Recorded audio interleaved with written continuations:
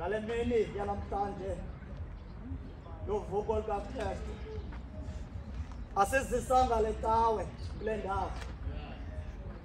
sizise uKristu ebesivile ngale mini yangolwesihlanu eqhonye emnqamlezweni namhlanje uyavuka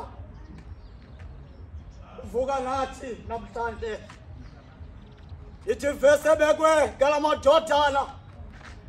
kule ndawo sehlapha hambani nibaxelele uPetros niba sawudibana eqaleni hlobo sikabawo esifuna ukuthandaza uYesu akaqala ukubonakala ngale mini kavuka ukawathi uJohane bathi basaya kwathontana kumhlaba osabethambere kabaptizapho wathi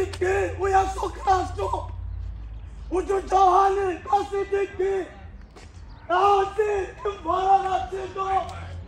athola asosesono uthi kampapisa